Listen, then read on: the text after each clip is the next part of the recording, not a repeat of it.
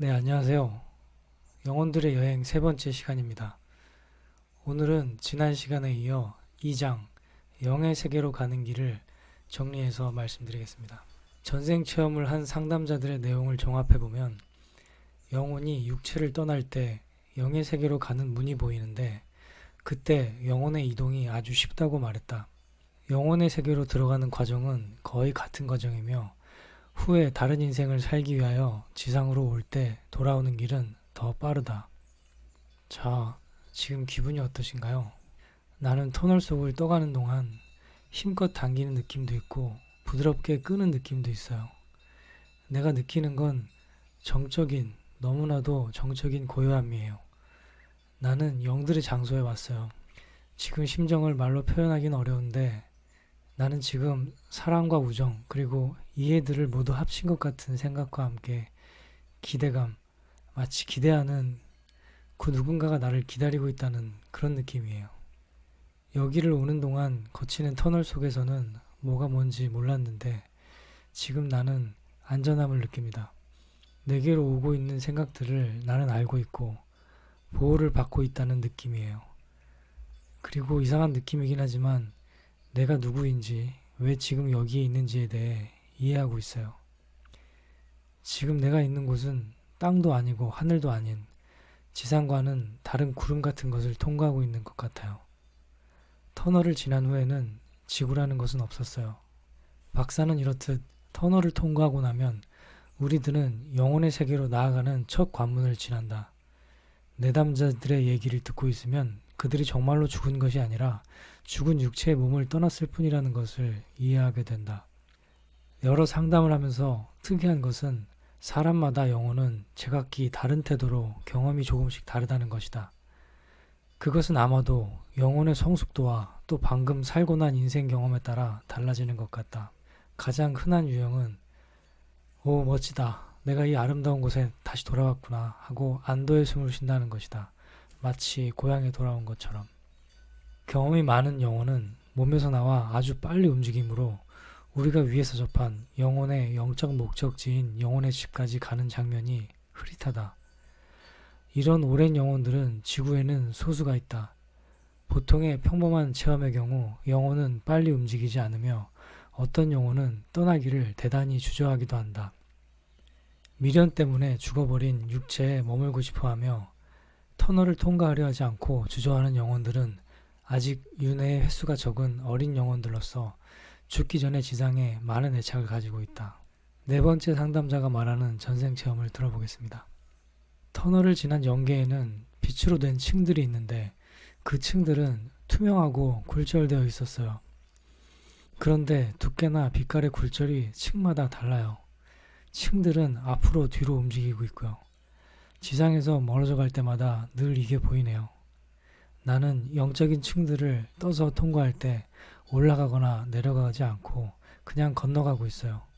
그 무엇인가가 나를 안전한 레벨로 이끌려 하고 또 나를 편안하게 해주려 애쓰네요. 메아리 같은 풍경 소리가 들리는데 내가 움직이는 대로 아주 편하게 진동해요. 이 음기들의 파장은 종소리 같기도 하고 아주 아름답고 고요해요. 박사는 말한다. 상담자들을 살펴본 결과 단조롭게 귀를 울리는 이 소리는 터널을 떠날 때쯤에는 더욱 완성된 음악으로 들리며 이 음악은 영혼에게 생기를 주기 때문에 나는 이 음악을 우주의 에너지라고 부르고 싶다. 이제 가장 긴 다섯 번째 상담자의 체험담을 들어보겠습니다. 다섯 번째 체험담은 영혼이 영적인 터널을 지난 후에도 안정을 찾지 못하는 경우를 보여준다. 36세의 이 남자는 1902년 시카고 거리에서 심장마비로 사망하였다. 그들은 그때 당시 몹시 가난하였고 어린 자녀들과 깊이 사랑하는 아내가 있었다. 최면에 들어가자 그는 놀라워하며 이렇게 얘기했다. 밝은 빛으로 반짝이는 크리스털로 된 거대한 궁전인데 떠다니며 보니 다른 색깔도 있고 크리스털은 모두 빛이 나고 있어요. 나의 안내자가 나를 향해 오는 게 보이는군요. 안내자는 내가 뭘 원하는지 알고 있어요. 이제 내가 그녀에게 갈 수가 없다고 말해요. 매기와 아이들이 내가 없어도 괜찮으리라는 것을 알려주고 나를 위로해줘요. 하지만 난 너무 슬퍼요. 안내자는 나를 위로하려고 했어요. 훌륭히 인생을 살아냈으며 내 인생이 의도했던 길을 그대로 밟아갔다는 것을 앞으로 알게 될 것이라고 말합니다. 내 마음속에 남겨진 가족의 미래에 관해 알려줘요. 가족들이 나 없이 살아가리라는 것과 가족들이 내가 죽었다는 것을 받아들인다는 것, 또 가족들이 견뎌낼 것이고 우리들은 모두 다시 만날 것을 알았어요. 나는 이제 평화를 느껴요. 이제 갈 준비가 되었어요. 체험이 끝나고 5번째 케이스에서 나는 크리스털 궁전에 대해 더 얘기하고 싶다. 영혼의 세계로 갈수록 면담했던 사람들은 건물이나 방에 있다고 얘기한다. 최면 상태라서 제멋대로 이런 이미지들을 그려내는 것은 아니다. 왜냐하면 상담자들은 너무나 구체적으로 그들이 보는 것을 설명하는 중이라고 느끼기 때문이다. 아마도 육체적인 죽음에 영혼의 적응을 돕기 위해 가장 자연스러운 지구 환경을 만나는 것이라 생각한다. 이렇듯 지상에서의 기억은 없어지지 않는다. 그 기억들은 영혼의 세상에서 영원히 영혼의 마음에 저장된다. 사람들은 모든 영혼이 죽자마자 모든 걸 안다고 생각하지만 사람마다 영혼의 존재마다 적응 기간은 모두 다르다고 본다. 영혼의 적응 기간은 죽었을 때의 환경과 방금 마친 생의 기억들에 대한 집착, 그리고 영혼의 성숙도에 따라 모두가 다르다. 젊은 인생이 갑자기 끝나면 그들은 보통 화가 나 있다. 그런 영혼들은 대부분 놀라고 있거나 아무 경고도 없이 사랑하는 사람들을 떠나야 함에 무척 혼란스러워한다. 죽음에 대한 준비가 전혀 없었기에 육체를 떠난 후 슬픔과 박탈감을 경험한다. 지상에서 마치지 못한 일에 대해 미련을 가진 영혼은 대개 죽음 후 첫 관문에서 안내자를 만난다. 경험 많은 안내자들은 갑작스런 죽음에 좌절하는 영혼을 맞이할 준비가 되어 있다.